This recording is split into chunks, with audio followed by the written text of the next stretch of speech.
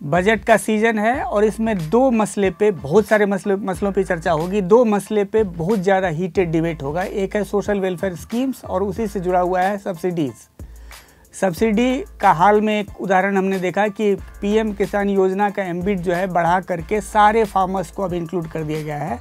पहले इसका फ़ायदा सिर्फ स्मॉल और मार्जिनल फार्मर्स को होना था और इस योजना का टोटल बिल आएगा 87,000 करोड़ पर एनम। तो इस तरह की सब्सिडी से, और ये बेसिकली सब्सिडी दी जाती है और उसका गोल होता है पॉवर्टी एलिविएशन, गरीबी पे चोट करना।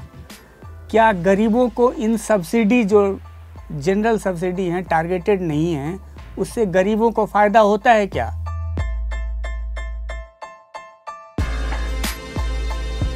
तो हमको ज़्यादा दूर जाने की ज़रूरत नहीं है, थोड़ा सा रिवाइंड करें और 2015 के इकोनॉमिक सर्वे का चैप्टर 3 देखें और उसमें क्लियर कट, अगर उसको हम फॉलो करते हैं, ठीक से पढ़ते हैं, तो उसका एक ही कंक्लूजन है कि इस तरह के सब्सिडी से गरीबों को तो बिल्कुल ही फ़ायदा नहीं होता है। और उस सर्वे में कुछ बातें कही गई है, उसको ध्यान से सुने हम।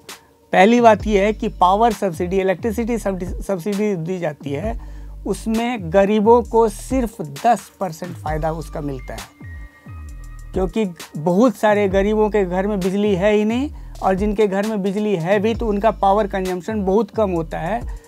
दूसरी तरफ अमीरों का पावर कंजम्पशन ज़्यादा होता है, इसीलिए अगर पावर पे सब्सिडी दी जाती है तो उसका बड़ा फ़ायदा अमीरों का ही होता है। एक सब्सिडी के बारे में तो हम कंफर्म होके चलते हैं कि ये तो गरीबों के लिए ही है, ये केरोसिन वाली सब्सिडी की बात कर रहे हैं। लेकिन सर्वे में कहा गया है कि 51% बेनिफिशियरी जो इस सब्सिडी के होते हैं वो नॉन पुअर होते हैं और 15% केरोसिन का कंजम्पशन तो एब्सोल्युटली रिच जो होते हैं वो करते हैं। एक बड़ा सब्सिडी है, वो है रेलवे के पैसेंजर फेयर पे दी जाने वाली सब्सिडी।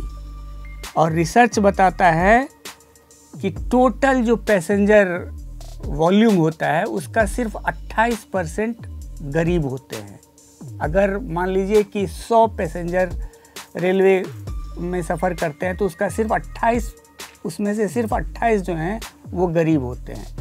तो इसका मतलब ये है क्या कि नॉन पुअर जो होते हैं, रेलवे पैसेंजर फेयर को जो सब्सिडाइज किया जाता है उसका बल्क फ़ायदा जो है नॉन पुअर को ही मिलता है। अब बात करते हैं दो बड़े सब्सिडी की। पहला है फर्टिलाइज़र सब्सिडी और इस पे करीब सालाना 70,000 करोड़ का खर्च होता है।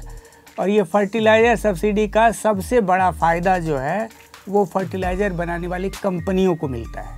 एक बड़ा सब्सिडी आइटम है वो है फूड सब्सिडी का।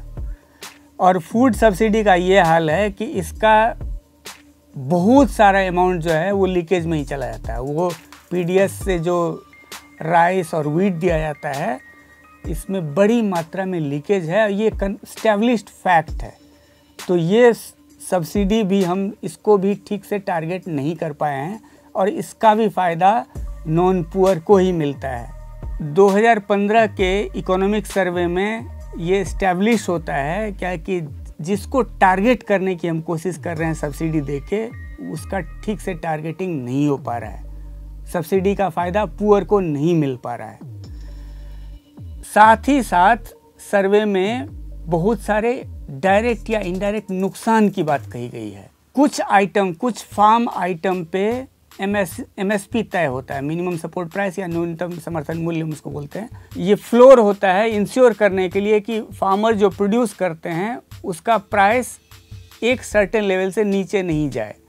लेकिन हमको पता है कि सारे फार्म प्रोड्यूस में एमएसपी नहीं दिया जाता है, इसीलिए फार्मर्स का जोर उसी प्रोड्यूस पे ज़्यादा होता है जिस पे एमएसपी होता है और उस प्रोड्यूस को नेगलेक्ट कर दिया जाता है जिस पर एमएसपी नहीं होता है। और जिसको नेगलेक्ट किया जाता है वो है बेसिकली, और जिस पे एमएसपी नहीं होता है वो हैं फ्रूट्स एंड वेजिटेबल्स। इसीलिए हम देखते हैं कि फ्रूट्स एंड वेजिटेबल्स का प्राइस जो है बहुत वॉलेटाइल होता है। सीजन में बहुत लो हो जाता है, ऑफ सीजन में बहुत हाई हो जाता है। और इस पे चूँकि एमएसपी नहीं होता है इसीलिए फार्मर्स जो हैं, रियल फार्म हाउस होल्ड्स, इसके प्रोडक्शन में ज़्यादा जोर नहीं देते हैं। और अगर सीजनल वेरिएशन होता है इसके प्राइसेस में तो सबसे ज़्यादा इम्पैक्ट फार्म हाउस होल्ड्स को ही पड़ता है, गरीबों को ही पड़ता है। एमएसपी और पानी पर मिलने वाली सब्सिडी के वजह से फार्मर्स उसी प्रोड्यूस की तरफ जाते हैं, उसी को ज़्यादा कल्टीवेट करते हैं जो वाटर इंटेंसिव हो। इसकी वजह से वाटर टेबल जो है नीचे जा रहा है और ये हमारे इन्वायरमेंट के लिए सही नहीं है और इसका इम्पैक्ट हम सबको हो रहा है। रेलवे का हिसाब किताब है कि उसमें पैसेंजर फेयर को सब्सिडाइज किया जाता है और उसकी वसूली फ्रेट से की जाती है।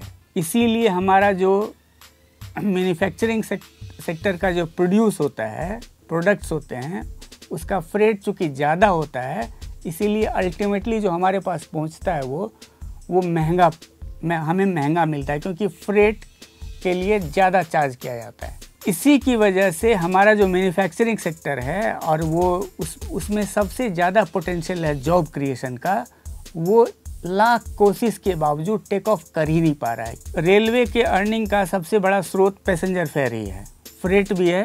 पैसेंजर फेयर को चूँकि सब्सिडाइज किया जाता है, इसीलिए रेलवे की सफिशिएंट अर्निंग कभी नहीं हो पाती है, उसका ऑपरेटिंग रेशियो हमेशा नीचे रहता है।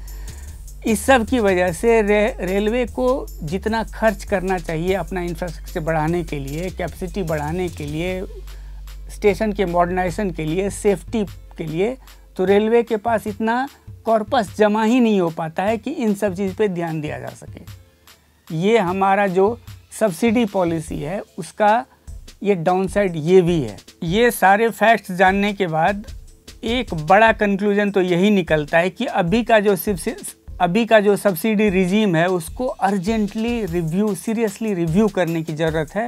इसमें बड़े बदलाव की ज़रूरत है, बड़े सोच की ज़रूरत है। अभी का जो पॉलिसी चल रहा है उससे किसी का भला नहीं हो रहा है, गरीब का तो बिल्कुल ही नहीं हो रहा है।